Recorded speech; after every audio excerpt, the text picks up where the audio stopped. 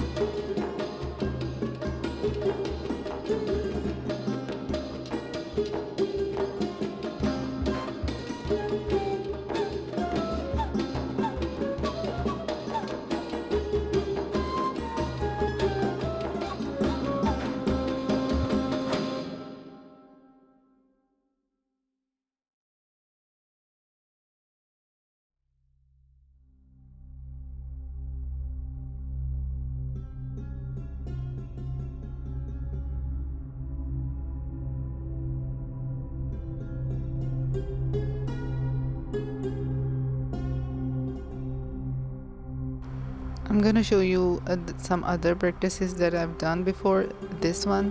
This one was not pretty good, and this was okay. I like it. And these two are the pretty one. Let me write another phrase of Quran, which is فَبِأَيِّ آلَاءِ رَبِّكُمَا تُكَذِّبَانِ. I gave it a moon shape, and before constructing an actual art piece, I made some rough estimations with lead pencil, so that I know how to adjust words between this shape. At the end, you have to put some dots and leaves to maintain the balanced looking shape.